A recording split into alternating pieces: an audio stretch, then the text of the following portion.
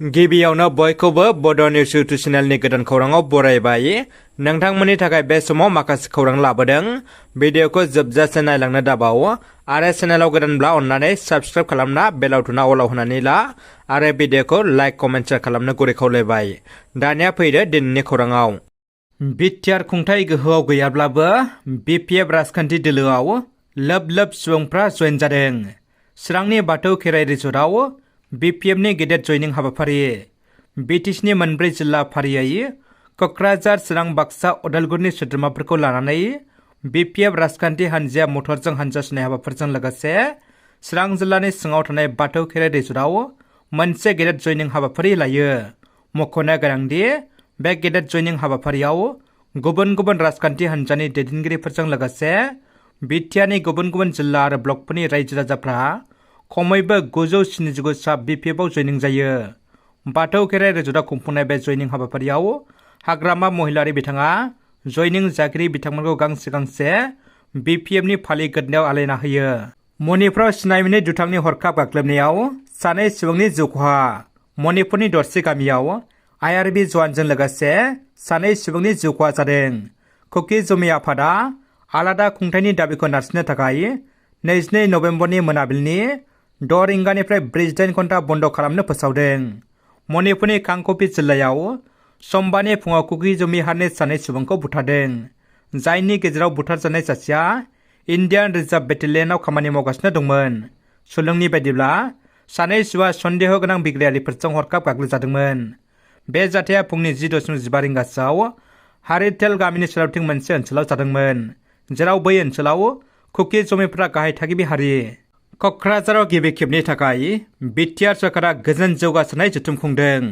रोजा रोजा रायजो राजाफोरखौ लानानै क'क्राझारनि साइ स्टेडियामनि गेलेग्रा फोथाराव गोजोन फैनायखौ नोजोर बोनानै गोजोन गोरोबथा आरो सरकार खुंथायनि 3 बोसोर आबुं जानायखौ लानानै साबायखर बावनाय हाबाफारि लादों।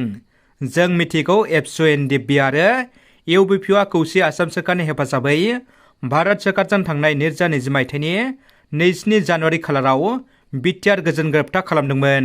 मख'जाथावदि थामथि खेबनि थाखाय बर' माहारिनि जेंना जेंनाफोरखौ सुस्रांनायनि थांखिजों खालामनाय बे बिटिआर गोजोन गोरोबथानि उनाव इउपिपिएल बिजेपि जथाय सोरखारा आबुं 3 बोसोर जानायनि लामायाव। बे बिटिआर सोरखारनि बे आबुं 3 बोसोर जानायखौ लोब्बा लाखिनानै मैया भारतनि गाहाय मन्त्रि नरेन्द्र मदिजों लोगोसे गुबुन गुबुन मिरु सोरखारनि दैदेनगिरिफोरखौ आरो आसामनि गिबि मन्त्रि डक्टर हिमन्त बिश्व शर्माखौ साबायखर बावनाय हाबाफारि बानजायदों बिटिआर सोरखारा। हाबाफारियाव बाहागो लायो आसामनि मन्त्रि अशोक सिंघाल, इउजि ब्रह्म आरो बिटिआरनि गाहाय खुंगिरि प्रमद बर'जों लोगोसे गासै बिफानारिफोरनि एमफ्रा। धेमाजि जिल्लानि मुर्कसेलेक जौं खोन्दोनि सिङाव थानाय डेकापाम पन्चायतआव सांस्कृतिक महासंग्राम हाबाफारिखौ गाजा गोमजायै फालिदों। डेकापाम पन्चायतनि बानजायनायाव पन्चायतनि सिङाव थानाय जाखांफु लाइमोन फरायसाफोरखौ लानानै डेकापाम तिनालियाव थानाय ख्रिस्टि भवनाव आसाम सांस्कृतिक महासंग्राम हाबाफारिखौ खुंफुंनाय जायो। फरायसाफोरनि गेजेराव हारिमुवारि बादायलायनाय जेरै भुपेन्द्र संगीत, जयति संगीत, विष्णु राभा गीत, रबीन्द्र संगीत बायदि रोखोमनि मेथाइ खननाय आरो बायदि बायदि रोखोमनि मोसानाय बादायलायनाय हाबाफारि लानाय जादों। बिटिसि खुंथायखौ सालायनायाव फेलें जादों इउपिपिएल सरकारा। इउपिपिएल सरकारनि सायाव गोख्रों अजद हाग्रामा महिलारनि। इउपिपिएलआ सरकार सालायनायाव फेलें जादों। इउपिपिएल दोलोआ सरकार सालायनो रोङाखैनो बिजेपिनि कर्मीफ्रा बिपिएफआव जयनिं जादों होनना हाग्रामा महिलारि बिथाङा गोख्रोङै बुंथिदों। फैगौ लकसभा बिसायख'थियाव बिपिएफ दोलोआ क'क्राझार आरो दरं उदालगुरि बियाबखौ दखल खालामगोन होनना बिथाङा रोखायै बुंथिदों। आं बुंदों बिजेपिआ मानो बिपिएफआव हाबखो बेखौ आं बेखौनो बुंदों जे इउपिपिएलआ सरकार सालायनो रोङाखै। इउपिपिएलनि थाखायनो माखासे बिजेपि कर्मीफ्रा बिटिसिआव थानाय माखासे बिजेपि कर्मीफ्रा बिपिएफआव हाबनो बायद' जादों। जेबो सुबिदा मोनाखै, गोबां खोथा होदोंमोन रायजोफोरनो, जेबो सुबिदा होनो हायाखै। बेफोरनि थाखायनो माखासे बिजेपि कर्मीफ्रा इउपिपिएलनि थाखायनो माखासे बिजेपि कर्मीफ्रा बिपिएफआव हाबनो बायद' जादों। सुबुं समाजखौ लाजिफोनांनाय मोनसे मुगैथाव, लाजिथाव, सोंखारिथाव जाथाय। राजस्थाननि दौसायाव 4 बोसोर बैसोनि गथ'खौ जिनाहारि खालामदों। हादर रैखाथि होग्रायानो जिनाहारि खालामदों। बे जाथायनि दायनिगिरि साब इन्सपेक्टर भुपेन्द्र सिंहखौ खाबाय। सुलुंनि बायदिब्ला राजस्थाननि दौसा जिल्लायाव शुक्रबारखालि सासे पुलिस साब इन्सपेक्टरा सासे 4 बोसोरनि उन्दै हिनजावसाखौ जिनाहारि खालामदोंमोन। एएसपी रामचंद्र सिंह नेहराया खौराङाव बुंथिनाय बायदिब्ला बे जाथाया दौसा जिल्लानि लालसोट ओनसोलनिफ्राय जादोंमोन। दायनिगिरि साब इन्सपेक्टर भबेन्द्र सिंहआ सानजौफुआव गावनि खथायाव लांदोंमोन आरो सासे गथ'खौ जिनाहारि खालामदोंमोन। दायो दायनिगिरिखौ खानाय जाबाय आरो गोख्रों सोंनाय फिननाय खालामगासिनो। बिटिआरनि मावफुं सोद्रोमा रन्जित बसुमतारीखौ गोख्रों रावजों सोंखारिदों खाम्फा बरगयारी बिथाङा।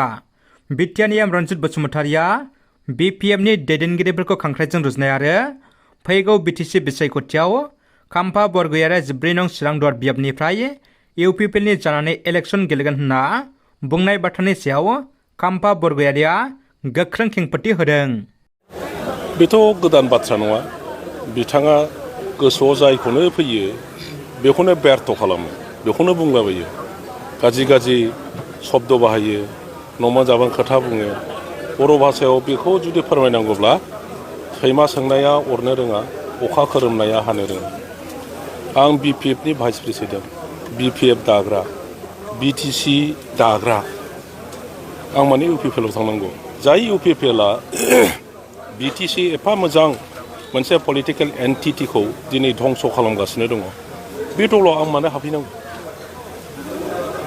बिथाङा जेरैबायदि बिपिएफखौ जोंनि हाग्रामा महिलारिखौ खांख्राइजों रुजुदों, दिनै मा बुंनांगौ? खांख्राइया रायजो राजाफोरजों जेरैबायदि सम्पर्क लाखिनानै खामानि मावगासिनो दङ, रायजो राजाफ्रा बे खांख्राइखौनो बिसास खालामनानै लोब लोब लोब लोब लोब दिनै फैदों। माने इउपिपिएलनि जि दैनि माथावरि, इउपिपिएलनि दैनि जि बान्दो, बेखौ बे खांख्राइया लासै लासै लासै खुरख'जोबनानै दिनै दैबाना जाजोब्बाय। इउपिपिएलआ धंस जागासिनो दङ। दिनै 1000 जन इउपिपिएल आरो बिजेपिनिफ्राय जोंनाव हाबदों। इउपिपिएलनिफ्रायनो 679 जन दिनै हाबदों। बिनि मिनिङा माब्लाय? दाख्लै आंनि माबायाव समस्तियाव 6 जन हिनजावफ्रा अरुणोदय स्किम मोननायनि आसा खालामनानै थांफ्लादोंसो, आंजों रायज्लायनानै थांदों। दा बेखौ माबायदि बुंदों बडलेण्ड बुब्लिनि सासे रिपर्टारा, माने ओरैबायदि बुंबाय, माने जोबसिगोन आरो माने सुर लागुलायनानै बुंबावो जे इन्जुरनि हाया गुगानाय बायदि बिपिएफआ गुगाजोब्बाय। दिनै मा बुंनांगौ नै बेखौ? इउपिपिएलनिफ्राय जे आंनिया 6 जन थांदों, 6 जन थांनायावनो जुदि इन्जुरा गुगाजोब्बायब्ला दिनै 600 जन हाबबाय इउपिपिएलना, बे मा जागोन? बेखौ बोरै बबे भाषाजों फोरमायनांगोन? आं बेखौनो बुंगोन जे इउपिपिएलनि बान्दोआ बायग्लुंबाय, बिसोरनि माथावरिया बायग्लिजोब्बाय, इउपिपिएलआ लेथेर फेथेर जाबाय। बिपिएफआ बेसेबां शक्तिशालि दाबो इउपिपिएलनि दैदेनगिरि बिथांमोनहा आरो इउपिपिएलखौ बिराद मोजां मोनसोग्रा, बिसोरनि थाखाय थाखा लानानै खामानि मावग्रा जाहा माखासे मा होनो रिपर्टार बिथांमोनहा बे खोथाखौनो बुजिया। दा बेखौनो आङो बुंदों जे खुगायाव जायानो फैयो बेखौ बुंनो नाङा। जोङो साफा साफा हारिनि बा देशनि दैदेनगिरि, नोङो जि खोथा बुंगोन बे खोथाखौ नोंनि जनसाधारना खोनागासिनो दङ। नोंनि खुगायानो जुदि लोबोरब्ला रायजो राजाफ्राबो बेबायदिनो लोबोर जालांगोन। माने सिप खोथा बुंग्रा जागोन, सिप खामानि मावग्रा जागोन। बेखायनो जोंनि दैदेनगिरि बिथांमोनहा गावनि बे इमोसनखौ हमथानानै मोनसे भद्र भाषाजों, भद्र समस्याफोरनि समाधाननि भद्र भाषाजों बेखौ फोरमायलायनांगौ, बयखौबो रेसपेक्ट होलायनांगौ। भिडिअखौ जोबजासिम नायनो थाखाय नोंथांमोननिसिम बयनिसिमबो साबायखर थाबाय। थेंक इउ स' माच।